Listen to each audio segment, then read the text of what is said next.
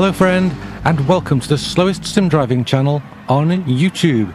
It's round 4 of the Race Asylum Euro 75 League. We're at Catalunya. Gr4 is on pole with John Boy second, Sensilk third, Data Michael, GW Gurnal, then ourselves here in the Renault Megane Trophy. This is not a strong track for the Megane, unfortunately. It's one of those things. We'll make the most of what we've got. We're starting on the medium tyres, and we're going to try and move to the softs as early as I'm comfortable with going onto them, because I want to do a one-stop. This track, not entirely a tyre killer, but it's not great. Some of the cars have very differing tyre dynamics on this track. Everybody nice and clean into the first corner. Look at that, lots of respect, lots of space given, absolutely fabulous. And with it being a Race Asylum League, you just know it's going to stay that way. We're going to try and chase after Data Michael. He's a far more powerful car than we've got, and we know he's a very fast driver. We've made some very silly mistakes in previous races. Going to try and avoid those. Let's see, one of the harder of the two compounds we're going to be using, and the back end of the car was just kicking out on this track. I've not had it really severely at any other track, but straight away, under braking, I was losing the back end. I couldn't quite get the brake balance to my liking, to my driving style, so that featured a little bit. Data Michael got past Sensilk, so we're going to try and catch up with Sensilk. What is he driving? Is it a Jaguar? Let's have a close look. I think that's the Jag. Oh, but look at that, smashing the McLaren all over us. Well, if we couldn't get that close to it, you could at least buy us a drink first. Went to the very, very heavy braking zone, and he's passed us. But that's just too deep, and Smasher, goodbye. We'll have that back. And Marge gets past him as well. So it was a nice try, but it was a little bit ambitious. There in the background, Gurnal has a penalty for what looks like a track limits infraction. One of the rules is to not finish a lap with a penalty. Save it on the main straight if you have to, and also there's no overtaking while you've got a penalty. 2 tyre compounds must be used, which means there's a mandatory pit stop. And look at Marge's Ferrari all over our back end at the end of lap 1. So we're falling back at the moment by the look of it. We're losing the front group. And are we about to lose out? Oh, here comes Marge, here comes Ant Smasher. Approaching the first corner, 3 wide. Ant Smasher gets into the lead of that group, and then Marge, and then ourselves. So we're right down towards the back. This is lobby 1 of the 2 lobbies, so we're in the higher level split, if you like. Very, very stiff competition. Great drivers in both of the lobbies. It's been a fantastically close league. Managed to get Ant Smasher's slipstream here, hoping it would get us past Marge. Didn't quite work out. But it does look like we've got far more grip in a tighter turning circle than that Ferrari. Now, I apologise now that this is another one of those videos that's just gone corrupt. I'll be using a capture card for future leagues. I'll just be finishing up this league with the PlayStation recordings as they are, because the hard drive's just not reliable enough anymore, unfortunately. So apologies for the rest of this league. We have Marge's slipstream, but that Ferrari just so fast in a straight line. Look at that. But not so good on the corners. So it's a very even fight, which I wouldn't expect to say of the Ferrari versus the Megane Trophy. But there you have it. Marge giving us plenty of space, not too defensive, but not leaving the door open either. If you like what you see and you want to see more racing action, remember to hit the subscribe and the notification bell. Like the video if you like the action. We are through on Marge, who just ran wide there, but that means we are going to be providing a nice slipstream up this long straight here. Look at the timing screen on the left there. You will see just 0.4 of a second between us and Marge behind us. This could be a dive into the first corner. Now Marge thinks better of it, sits back and waits. In order to make the undercut work, we need to keep Marge behind us for as long as possible, because we don't know what tyres anyone's on. Well, we're not tyres Rockzilla's on, because Rockzilla's just pitted from the softs. They're in first place. Rockzilla, of course, driving the Porsche Cayman, which has been dominating in his hands. Ant Smasher there also going into the pits. So I don't think we're going to get Rockzilla's position, but I think we should get past Ant Smasher. We'll have to wait and see when we pass the end of the pit lane. Look how close Marge is. That is scary. How's this going to play out into the first corner? Almost side by side as we head into the braking area. We just brake a little bit later. I feel like maybe the Ferrari might have been a little bit leery under heavy braking, which could have really rocked Marge's confidence. So Rockzilla's down in 7th, and Smasher's down in 8th. As I said, we're on the split lobbies, so this is a smaller lobby than you might expect. There's actually 22 people in this league. Data Michael there pits, also on softs. Oh, we went a little bit too deep into that chicane and Marge wants to capitalise on it. John Boy also now in the pits to get those softs off. We're on lap 10 of 26, so they're going probably for a one-stop, judging by that. Gurnall also pitting. Looks like Gurnall actually started on the mediums and is then going to the softs. That's my preferred route through these races. There we go, Marge just having another look at us there. We're up into 2nd, we're doing great at the moment. Sensilk there on lap 12, hitting to get to the softs. Can we briefly take the lead? You know, I do like to be in the lead. Oh, there we go. Top of the timing tower, us, being chased by Marge, who has now fallen back a little bit. So we haven't managed to do the undercut because I wanted to keep Marge behind me. At the end of the lap, I came into the pits, Marge followed me. We're going to soft. You can see from the left there, Marge was already on the softs. We'll be going to the mediums, which is great. That means our race, I would say, is won against Marge at this point, because we're going to come out with a tyre advantage. Lead cars start coming through with Rockzilla in the lead. Data Michael's 2nd. Looks like Sensilk's going to come through in 3rd. Yeah, we can't jump Sensilk. Can't jump John Boy. Unfortunately, fighting with Marge, we've not had the luxury of triggering that undercut. So instead we're going to have to use our superior tyres to try and fight them on the track. We peel out in 5th place. Oh, 6th now, behind Ant Smasher, in front of Gurnall. We couldn't quite clear his penalty. There we go, penalty's clear. Oh, he gets to the inside of us. Sneaky, sneaky Gurnall. Well done. Well driven. That's probably quite a critical moment for him. Marge somehow ends up in last. Yeah, I went too tight trying to hold that position. Got a penalty, so that wasn't good. Probably one of the first penalties I picked up during this league, actually, so I think I've been doing pretty well. I'm not going to be too displeased with that. What I need to do now is make up as much space on Gurnall and Ant Smasher as I can before having to serve that penalty.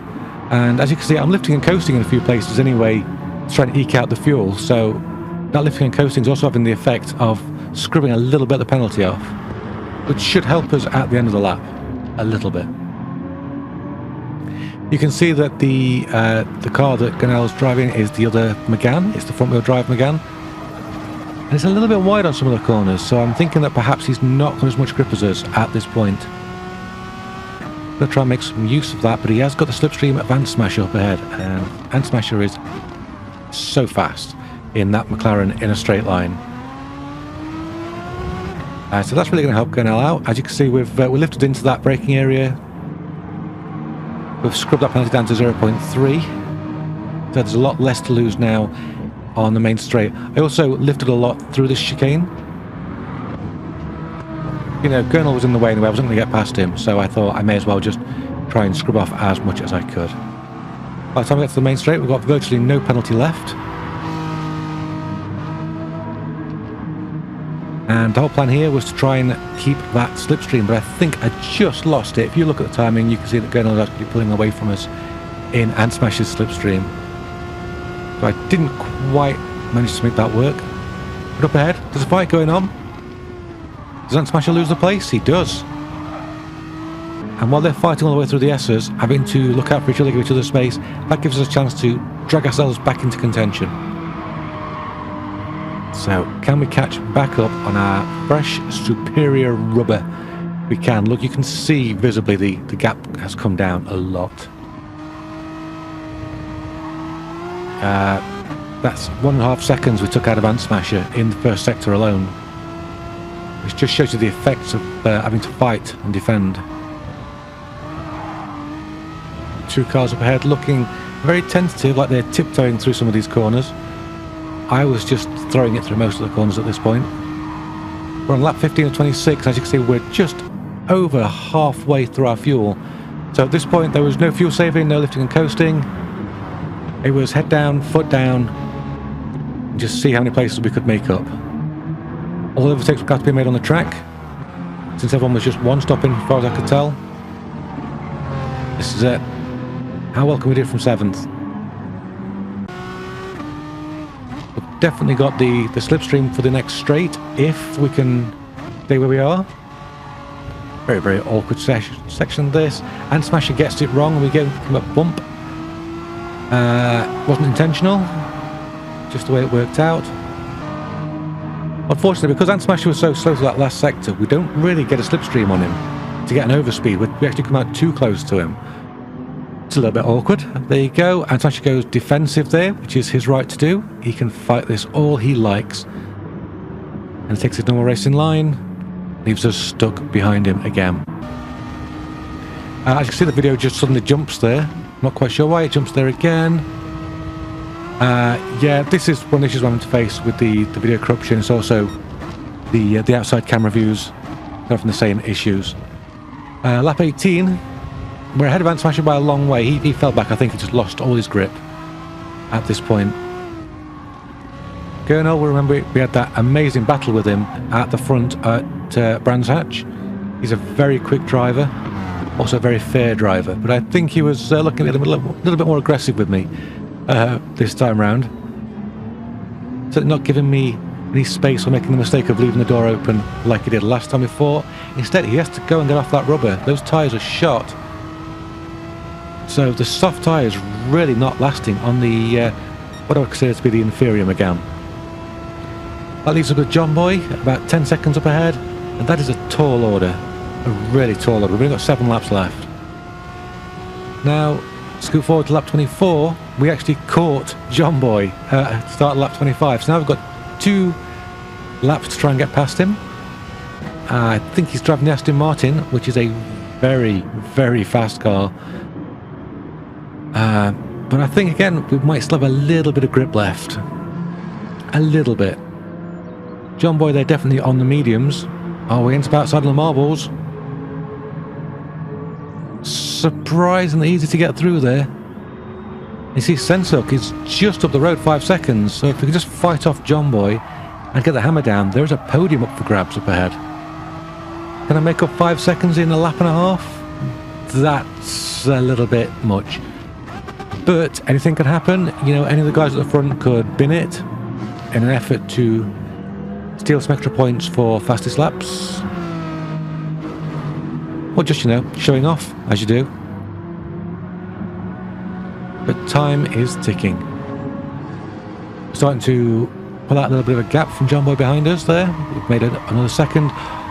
Already we've taken out 3/4 of a second on Sensuk in that one sector. Quick check of the fuel there, because the light is blinking, as it always is at the end of these races. So often they're very, very marginal. But fuel wasn't going to be an issue. I'd calculated it just right. Here into that last awkward sector. This is where I was really starting to lose time, because the tyres were fading fast. You know, I still had enough grip to keep me in place on those long, sweeping, fast corners. With the slower ones, I was struggling. I was certainly struggling under acceleration as well. As you can see, we've made up no more time on Sensuk.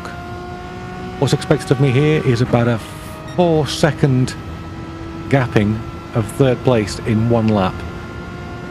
Can we do it? Is this going to be the most heroic podium of all podiums? Well, you can see there from the tyres, the front left was absolutely destroyed. That was just barely hanging on. And one of the issues is when you've got tyres that have gone on one side and not the other, is that your braking becomes uneven and the car begins to pull under braking. It can be very, very awkward. The word awkward a lot during this video. I don't know why. Maybe it's one of those words that gets stuck in your head. Anyway, there is Sensuk right up ahead. We're not giving up. We're going to try and bring that gap down, hopefully pressure him into making a mistake, looking in his mirrors. 3.8 seconds. Is he going to buckle under the pressure? Let's wait and see. We've got about half a lap left. Yeah, perhaps a little bit less than half a lap if the video's going to keep skipping like that. You see towards the end of the lap, Sensilk suddenly found some pace. I don't know where. I think maybe he'd been saving fuel before or just toying with us. Sneaky, sneaky hobbit. And this looks like it's going to be it for this race. It's going to be Rockzilla bringing it home in the Porsche. Data Michael, then Sensilk, and then us in fourth. Behind us, John Boy, Marge, Gunnell, and Ant Smasher. What a great result. I was happy with that. I think that was alright. To say that this really isn't a track for a McGann. Thank you very much for joining me. I hope you consider a like and subscribe. And also I hope you join me again, because there's more racing action to come, not just Gran Turismo. There's special events on all kinds of games. Until next time, bye-bye for now.